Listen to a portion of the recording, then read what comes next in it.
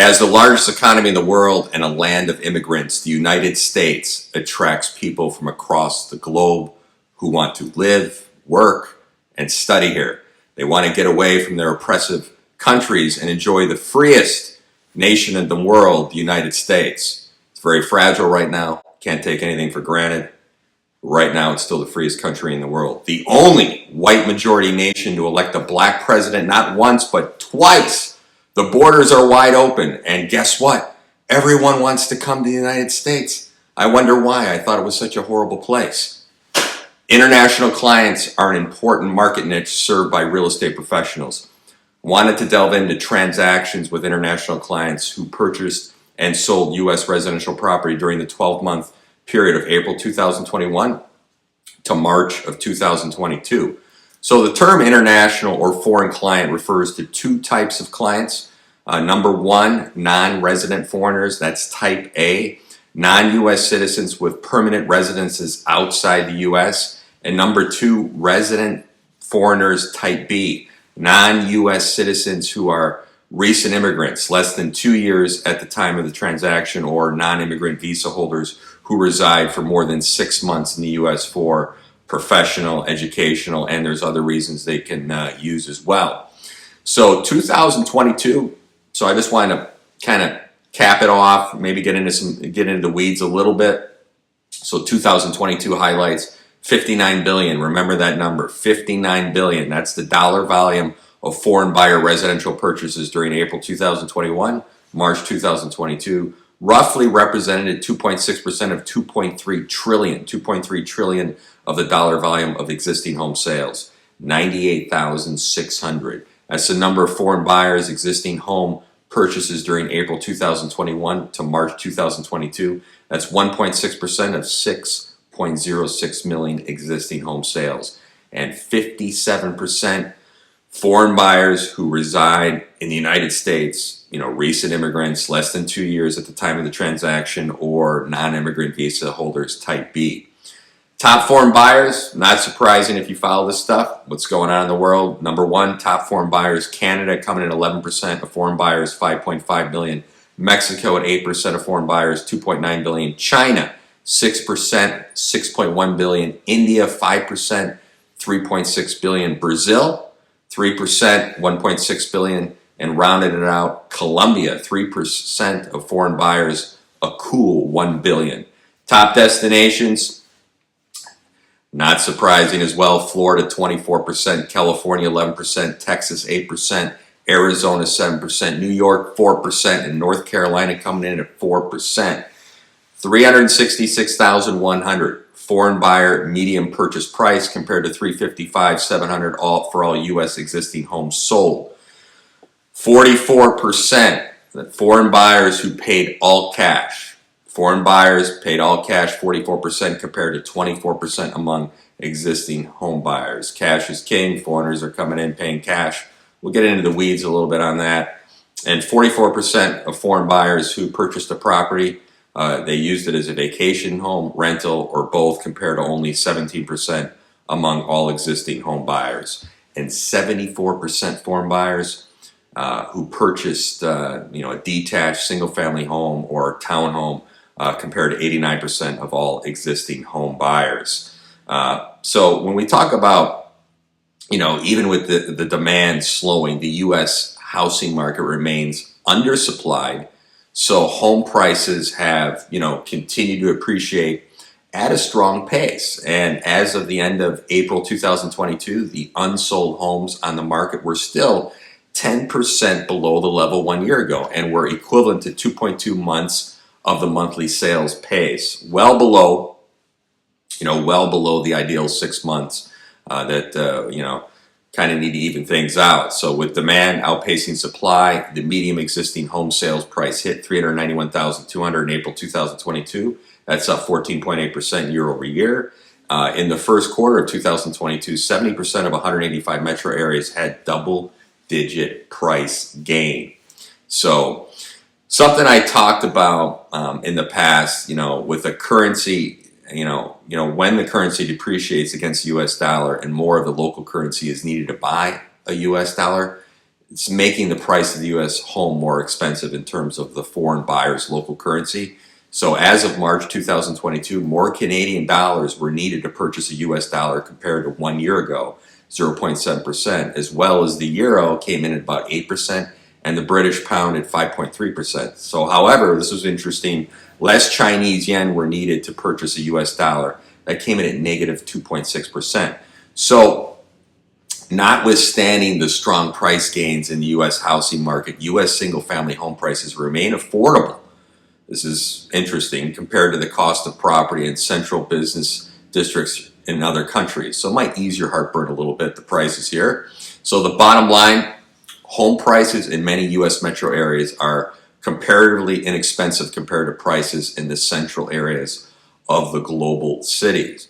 So going back to this time period, as the COVID-19 pandemic continued, it hampered foreign travel early on. The number of existing home purchases by foreign buyers during the 2021 to March of 2022 decreased to 98,600. That's the lowest level since the NAR estimated foreign buyer purchases starting in 2009, and a 7.9% decline from the prior period, or 8,400 fewer buyers. So type A buyers accounted for 43% of home purchases. However, the dollar volume of foreign buyer purchases rose to $59 billion, an 8.5% increase from the prior period. The dollar volume increased even though the number of purchases decreased due to the increase in the average foreign buyer purchase price, which rose to $598,200, an 18% year-over-year increase from the prior period. So the increase in foreign buyer average price,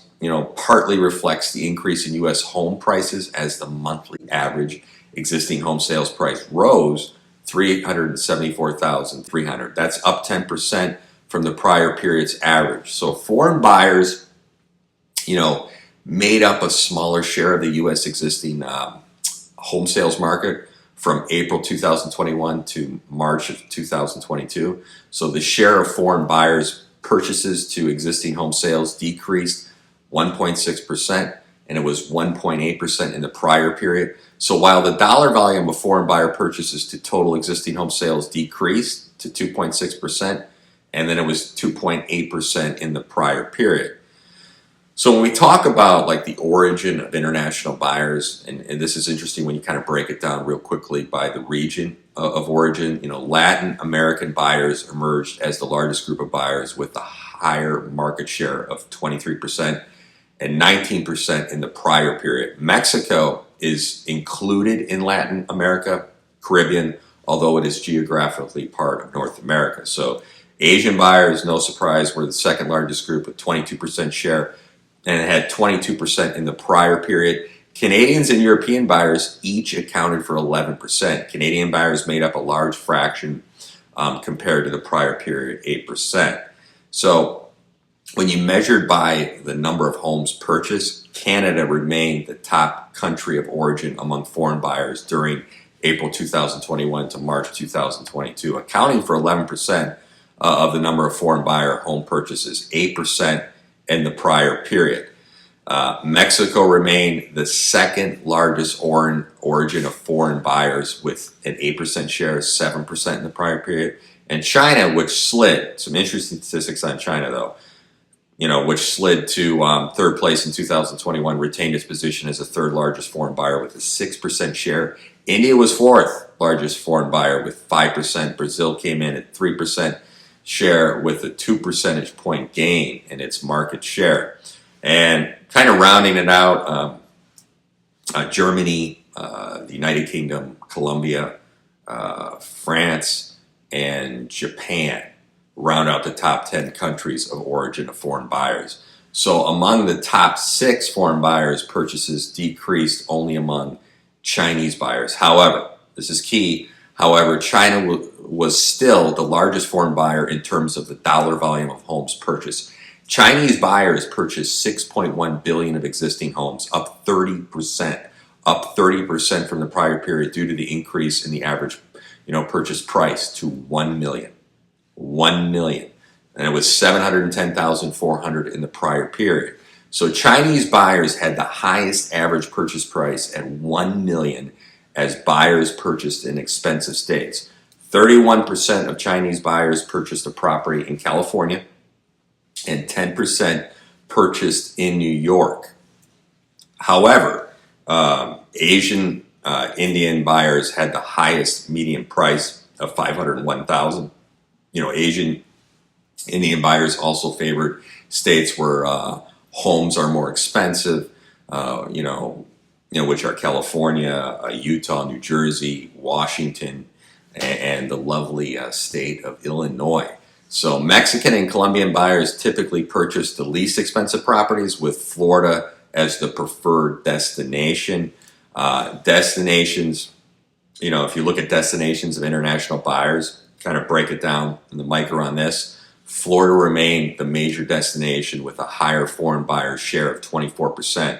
Florida gained a 3 percentage point market share from the prior period, likely because of the increase, if you look at the migration patterns, in Canadian buyers, mainly. What happened with Canada and all that madness with the government, a lot of people said, we've had enough. Florida's main buyers were from Latin America, 39%, Canada, 25%. It was the top state destination among Canadians, Mexican, and Colombian buyers. California had the second largest foreign buyer share at 11%, but the share is 5 percentage points lower than in the prior period. This is likely because of the decline in Chinese foreign buyers due to the slow recovery of travel from Asia, Oceania. So 38% of Californian foreign buyers came from Asia. It was the top destination among Chinese and Asian Indian buyers.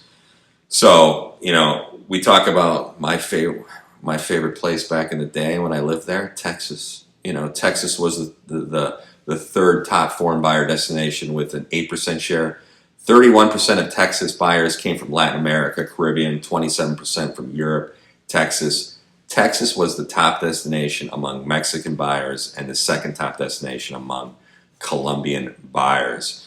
And Arizona, I have a love-hate relationship with Arizona, investing and living there as well. Arizona was the fourth top destination with a 7% share. This is 2 percentage points higher than in the prior period, likely because of an increase in Canadian buyers again. Nearly half of Arizona's foreign buyers were Canadians. It is also one of the top destinations among Mexican buyers. And New York, you can't forget New York. The madness of New York. New York accounted for 4% of foreign buyers, with 31% coming from Asia, 22% from Europe. It was the second top destination among Chinese buyers. North Carolina also attracted 4% of all foreign buyers, with 1 percentage point market share gain. 38% of North Carolina foreign buyers were from Asia, and 25% were from Latin America, Caribbean. So if you look at other major destinations, just kind of rounding it out, were New York, New Jersey, Illinois, South Carolina, and even from the data analyzing it, Virginia popped up. So when we break down the price points real quick, the median existing home purchase price among foreign buyers was $366,000, which is slightly higher than the median price of $355,700 for existing homes sold in the U.S. So from April 2021 to March 2022, so the price difference reflects the choice of location and type of properties purchased by foreign buyers. 10% of foreign buyers purchased properties worth more than $1 million from April 2021 to March 22. So compared to 6% among all existing home buyer purchases. And when you talk about foreign buyers who reside in the U.S., and I think this is important, the Type B tended to purchase a mix of properties that were more expensive than those purchased by buyers who live abroad, Type A. So from this time period, the median existing home price, purchase price among Type B buyers was about $378,000 compared to $349,000 among Type A buyers. Buyers who reside in the U.S. tend to purchase homes for their primary residence, single-family homes, compared to buyers who live abroad, who tend to purchase homes for vacation, rental use, even keeping it empty. So a greater fraction of which are condominiums, single-family homes for primary residence use, tend to be more expensive than homes for vacation or rental use.